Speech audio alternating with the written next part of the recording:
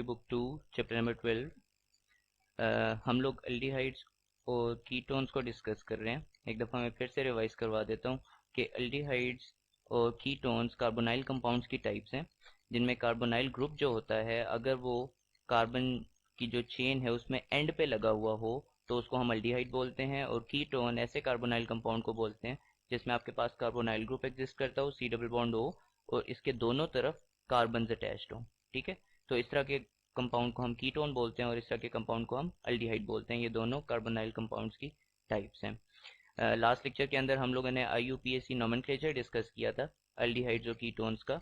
हम लोगों ने देखा था कि किस तरीके से आप किसी भी अल्डिहाइड या कीटोन को नाम दे सकते हो।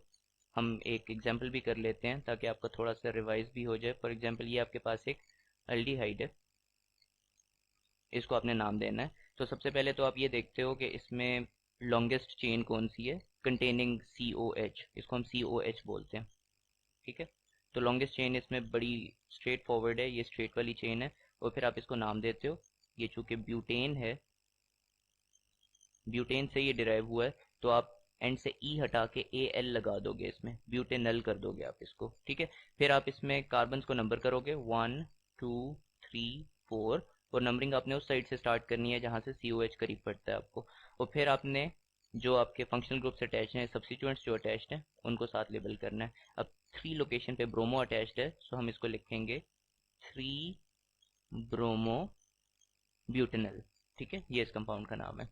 आज का लेक्चर जो है, आज के लेक्चर में हम लोग डिस्कस करेंगे फॉर्मल्डिहाइड की प्रिपरेशन और इससे नेक्स्ट लेक्चर के अंदर हम लोग एसिटल्डिहाइड और कीटोन्स की प्रिपरेशन देखेंगे।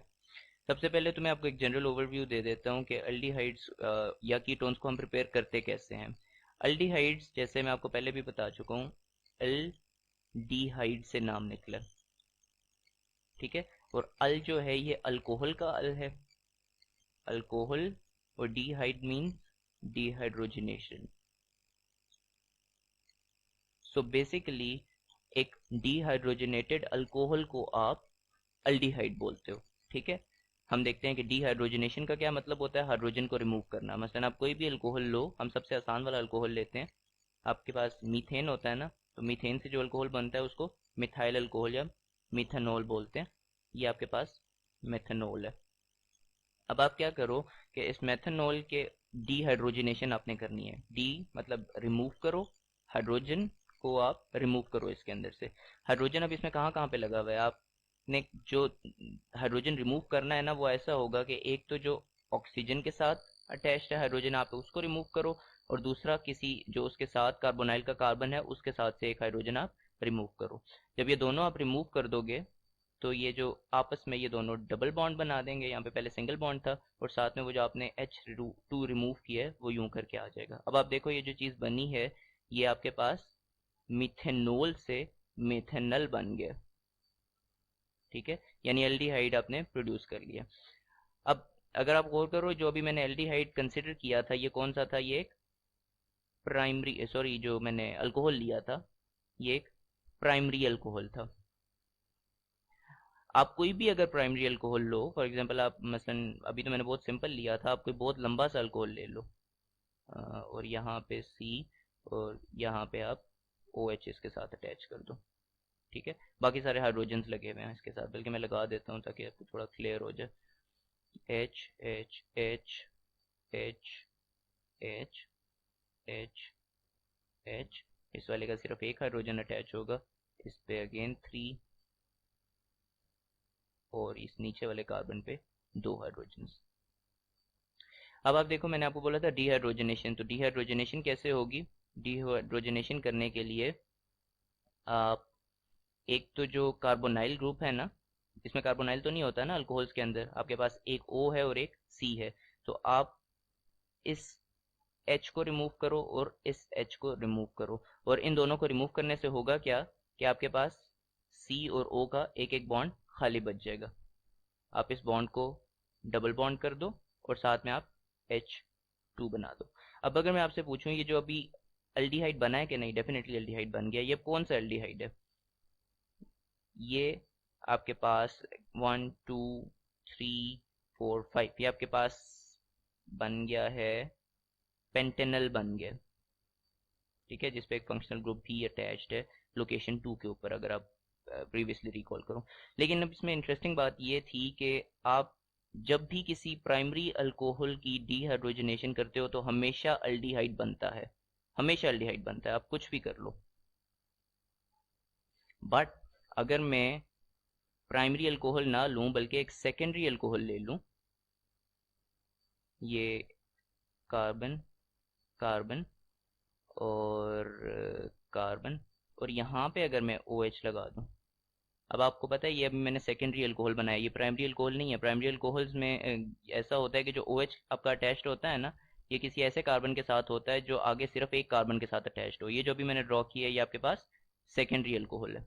अब अगर इसकी आप डिहाइड्रोजनेशन करोगे तो आपके पास क्या मैंने कहा था कि एक तो हाइड्रोजन ये O का रिमूव करो और साथ दूसरा O के साथ वाले C का आप एक हाइड्रोजन रिमूव करो। मैंने अभी ड्रॉ नहीं किया था तो वो डेफिनेटली अगर होता तो मैं उसको हटा देता। तो यहाँ पे आपके पास एक डबल बॉन्ड आ जाएगा। और अब आप मुझे ये बताओ, ये जो अब कंपाउंड बना है ये अल्डिहाइड है, ये कीटोन है? शाबाश, ये कीटोन है, ये एल्डिहाइड नहीं है। क्योंकि इसमें जो कार्बोनाइल ग्रुप अब एग्जिस्ट कर रहा है, इसके दोनों तरफ कार्बन अटैच्ड हैं, इसके साथ दो चेन्स एक्सटेंड हो रही हैं, ठीक है, और दोनों कार्बन की चेन्स हैं। तो अब आप देख सकते हो कि जब भी आप किसी भी प्राइमरी अल्कोहल को डीहाइड्रोजनेशन करोगे उसकी, तो आपके पास एक अल्डिहाइड आ जाएगा, और जब आप किसी सेकेंडरी अल्कोहल की डीहाइड्रोजनेशन करोगे तो आपके पास कीटोन आ जाएगा, ठीक है। लेट्स ट्राई एंड सी कि अगर हम एक टर्शरी अल्कोहल की डीहाइड्रोजनेशन करें, यहाँ पे मैं अगर OH लगा दूं तो इसको बोलते हैं टर्शरी अल्कोहल, ठीक है।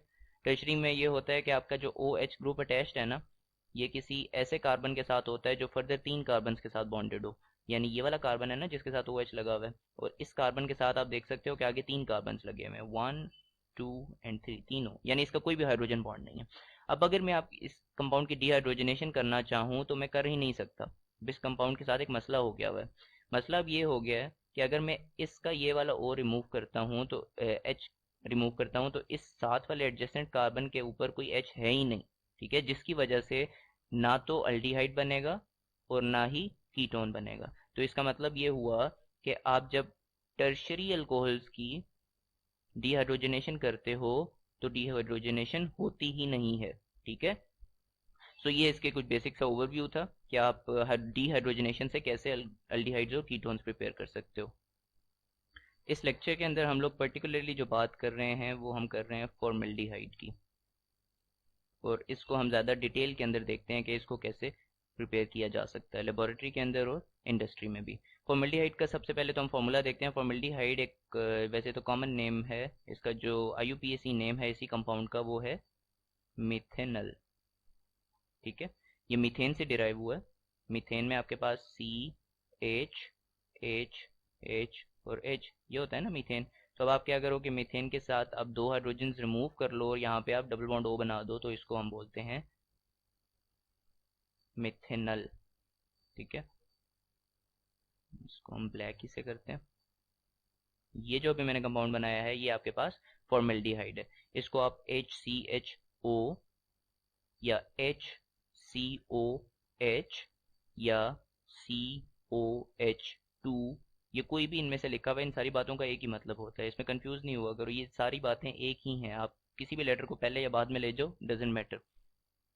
अच्छा, अब हम फॉर्मल्डिहाइड की प्रिपरेशन देखते हैं। सबसे पहला जो मेथड है, जो सबसे बेसिक मेथड है, वो है कि आप इसको अल्कोहल से प्रिपेयर करो। और मैं आपको ऊपर बता चुका हूँ कि अल्कोहल ही से नॉर्मली प्रिपेयर करते हो आप अल्डिहाइड्स और कीटोन्स को, ठीक है। तो अल्कोहल आप कौन सा इस्तेमाल करोगे? डेफिनेटली वो वाला अल्कोहल इस्तेमाल करोगे जिसमें सिर्फ एक कार्बन होता है, ठीक है, क्योंकि आपने एक ही कार्बन वाला अल्डिहाइड बनाना है। तो आप सिंगल कार्बन वाला अल्कोहल, जो कि क्या होता है, मेथनॉल होता है, अभी पीछे हम लोगों ने उसकी बात की थी, आप मेथनॉल लो। ये आपके पास मेथनॉल आ गया, और मेथनॉल को आप क्या करो कि इसकी आप ऑक्सीडेशन कर लो। ये सबसे फर्स्ट मेथड मैं आपको बता रहा हूँ। इसकी आप ऑक्सीडेशन करते हो जब, तो ऑक्सीजन क्या करेगा, ऑक्सीजन की ये कोशिश होगी कि ये अटैक करे इसके हाइड्रोजन्स को, ठीक है, और वहाँ से हाइड्रोजन को रिमूव करने की कोशिश करे, ठीक है। तो ऑक्सीजन कामयाब हो जाएगा इस काम में, ये ऑक्सीजन इन 2 हाइड्रोजन्स को रिमूव करेगा और आपके पास जो डिज़ायर्ड प्रोडक्ट है वो यूं करके आ जाएगा। क्योंकि ऊपर वाला तो रिमूव हो जाएगा ना।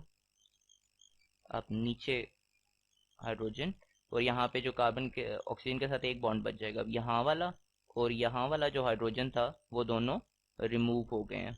ठीक है, तो अब ये जो ऑक्सीजन और कार्बन का आपस में डबल बॉन्ड बन जाएगा, और ये जो प्रोडक्ट है ये आपके पास है फॉर्मल्डिहाइड या मेथनल।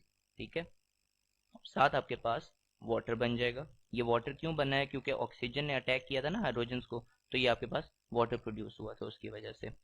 ये जो भी मैंने प्रोसेस किया है ये एक सिंपली ऑक्सीडेशन प्रोसेस है, और इसमें आपको क्या क्या चीज़ें चाहिए होती हैं। आप इसमें प्लेटिनम को यूज़ करते हो, प्लेटिनम को एज अ कैटलिस्ट आप यूज़ करते हो।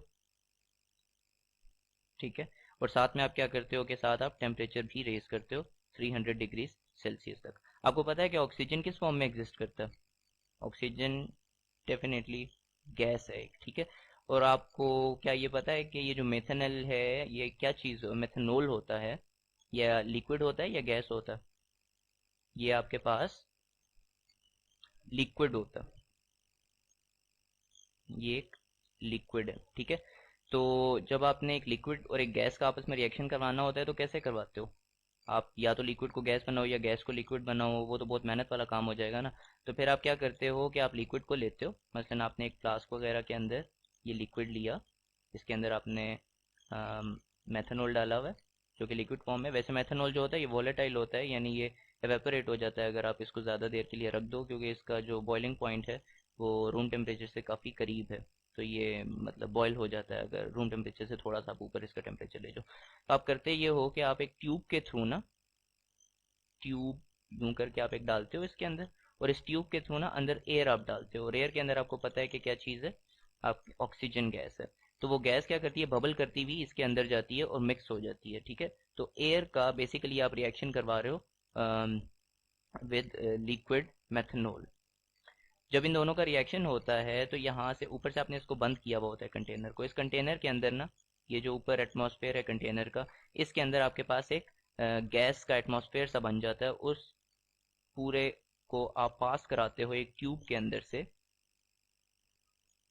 एक ये जो हमने बात की थी ना कि प्लेटिनम एस्बेस्टोस होता है, प्लेटिनम कैटलिस्ट आप यूज़ करते हो, इसके अंदर से आप पास कराते हो उसको, और नीचे आप इसको हीट भी कर रहे होते हो। ये जो टेम्परेचर साथ मेंशन्ड है ना, ये आप प्लेटिनम को यहाँ पे हीट कर रहे होते हो। ये गैस भी यहाँ से जब गुजरती है तो वो सारी हीट हो जाती है, और उसके अंदर से पास होती हुई फाइनली आपके पास यहाँ पे एक कंटेनर है जिसके अंदर आप इसको कलेक्ट कर लेते हो।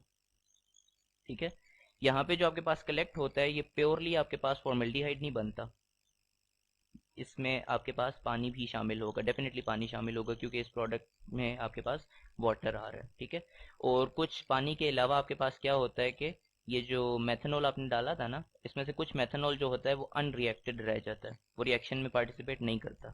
सो ओवरऑल आपके पास 3 प्रोडक्ट्स बच जाते हैं। ये जो इस फ्लास्क के अंदर, फाइनल फ्लास्क के अंदर आते हैं ना, इसमें 3 चीज़ें आ जाती हैं। इसके अंदर एक तो पानी होता है, सबसे ज़्यादा आपके पास पानी होता है। दूसरे नंबर पे आपके पास जो चीज़ होती है इसके अंदर मेथनॉल होता है, या फॉर्मल्डिहाइड जिसकी हम बात कर रहे हैं या जिसको आप प्रिपेयर कराना चाह रहे हैं। और तीसरे नंबर पे आपके पास बीच में मेथनॉल भी कुछ ना कुछ बाकी रह जाता है जिसने रिएक्शन नहीं किया।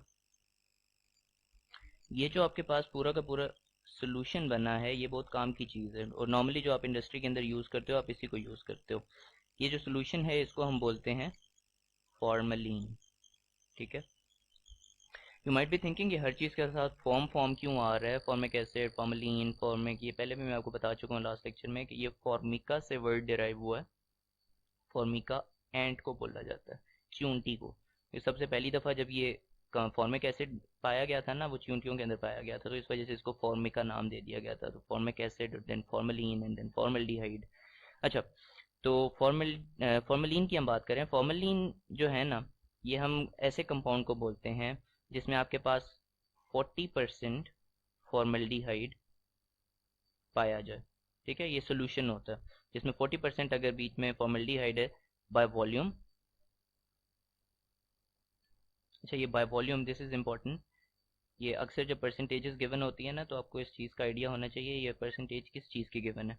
मसलन ये एक टोटल फ्लास्क है। ठीक है, अगर ये टोटल फ्लास्क जो है ये इसके आप 10 हिस्से कर दो, ठीक है, अभी मैं कम कर रहा हूँ, लेकिन आप इसके 10 हिस्से अगर कर दो तो 40% बाय वॉल्यूम का मतलब होगा उन 10 हिस्सों में से 4 हिस्से। लेकिन इसका बात का हरगिज मतलब ये नहीं है कि उन 4 हिस्सों का वजन भी इस टोटल के चौथे वजन जितना होगा, ठीक है। बाय मास जो आपकी परसेंटेज होती है ना, वो एक डिफरेंट चीज़ होती है। यहाँ पे हम बाय वॉल्यूम परसेंटेज ले रहे हैं। अगर आप बाय मास परसेंटेज लेना चाह रहे हो तो 37% फॉर्मल्डिहाइड को आप फॉर्मलिन बोलते हो, ठीक है। और बाकी चीज़ अंडरस्टूड है कि जो साथ दूसरी चीज़ होगी वो पानी ही होगा, जो बाकी बच गया है ना वो सारा का सारा पानी होता है। और बीच में कुछ अमाउंट जो होती है वो मेथनॉल की बच जाती है, जो अनरिएक्टेड रह गया होता है, ठीक है। इसके बाद हम सेकेंड प्रोसेस देखते हैं फॉर्मल्डिहाइड को प्रिपेयर करने का। सेकेंड प्रोसेस जो है इसको हम फॉरमैक्स बोलते हैं, फॉरमैक्स प्रोसेस, सॉरी फॉरमैक्स फॉरमॉक्स प्रोसेस। इंडस्ट्री के अंदर इसको फॉरमॉक्स प्रोसेस बोला जाता है, ठीक है। इस प्रोसेस के अंदर भी अगेन आप वही काम कर रहे हो जो पहले कर रहे थे, कि आप एक मेथनॉल ले रहे हो, एक सब कुछ वही है, सिर्फ फर्क क्या है इसमें और इससे जो काउंटर पार्ट है जो आप पीछे देख चुके हो, उसमें भी आप यही कर रहे थे, ऑक्सीडेशन कर रहे थे। अब यहाँ पे जो आप कैटलिस्ट यूज़ कर रहे थे ना, इस केस में आप कैटलिस्ट यूज़ करते हो आयरन ऑक्साइड, यानी इस केस में ये आपके पास FeO और साथ मोलिब्डेनम ऑक्साइड, ठीक है, MO2O3। मोलिब्डेनम का आपके पास चार्ज होता है +3, वैसे इसकी वेरिएबल वैलेंसी से +3 मोस्टली आप एग्जिस्ट कर रहे हो, और इसका -2, तो ये MO2O3 हो जाता है। और ये आप बता सकते हो ये FeO फेरिक है या फेरस है? ये आपके पास है फेरस ऑक्साइड, क्योंकि आप आयरन का यहाँ पे +2 इसके -2 से कैंसिल हो रहा है, ठीक है। अगर यहाँ पे ये फेरिक ऑक्साइड होता तो आयरन पे +3 होता और फिर ये Fe2O3 हो जाता, ठीक है। आप फेरस ऑक्साइड यहाँ पे यूज़ कर रहे हो, और साथ में आप टेम्परेचर भी इसका रेज करते हो अगेन। इस दफ़ा आपको टेम्परेचर थोड़ा सा ज़्यादा देना पड़ता है, ठीक है। इंडस्ट्री के अंदर आप ये वाला प्रोसेस यूज़ करते हो। अच्छा, इंडस्ट्री में आप ये क्यों इस्तेमाल करते हो? सोचो थोड़ा सा, आप इंडस्ट्री में वो पिछला वाला क्यों नहीं कर लेते? इंडस्ट्री में हमेशा हम क्या करते हैं, लार्ज स्केल प्रिपरेशन होती है, बहुत ज़्यादा अमाउंट में आप किसी चीज़ को मैन्युफैक्चर प्रिपेयर कर रहे होते हो, ठीक है। मसलन अभी मैं कहीं पे पढ़ रहा था कि आप तकरीबन some billion pounds, I think 80 billion pounds of formaldehyde हर साल प्रिपेयर होता है नॉर्मली, बल्कि इससे भी ज़्यादा। तो अब इतना ज़्यादा करने के लिए आपको तो बहुत ज़्यादा प्लेटिनम दरकार होगा। प्लेटिनम आपको पता है कि एक नोबल मेटल है और इंतहाई महंगा है, ठीक है। बहुत ही ज़्यादा महंगा है। प्लेटिनम आप समझ लो सबसे महंगा मेटल आपके पास है ना, इवन गोल्ड के इक्विवेलेंट आप कह लो। बहुत ही रेयर है ये, तो आप अब इतना महंगा एक मेटल इस्तेमाल करके, तो आपका तो मतलब फॉर्मल्डिहाइड बहुत ही महंगा प्रोड्यूस होगा ना। तो आप क्या करते हो कि आप ये सस्ते से दो कैटलिस्ट इस्तेमाल कर लेते हो, ये सस्ते कैटलिस्ट हैं ये वाले दो। और साथ आप टेम्परेचर थोड़ा रिस्क ले लेते हो। टेम्परेचर रेस करना कोई ज़्यादा मुश्किल काम नहीं है, ठीक है। टेम्परेचर तो आप कोई बर्नर या कोई कोई सिस्टम आप लगा के तो टेम्परेचर रेस कर सकते हो। प्रोडक्ट्स जो इस रिएक्शन के हैं वो अगेन आपके पास यही हैं जो पहले थे आपके पास। एक तो फॉर्मल्डिहाइड है आपके पास, फॉर्मल्डिहाइड, और साथ आपके पास वाटर प्रोड्यूस होता है।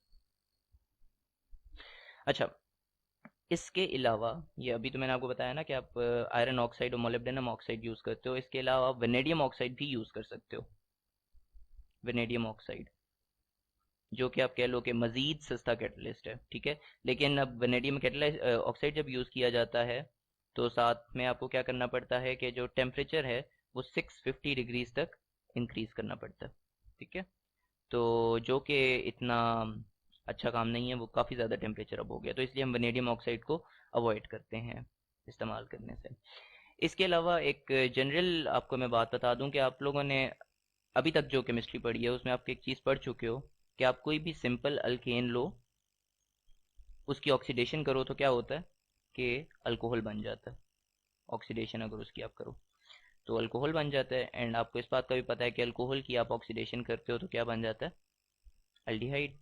और अल्डिहाइड की आप ऑक्सीडेशन करते हो तो आपके पास क्या बन जाता है, कार्बोक्सिलिक एसिड्स।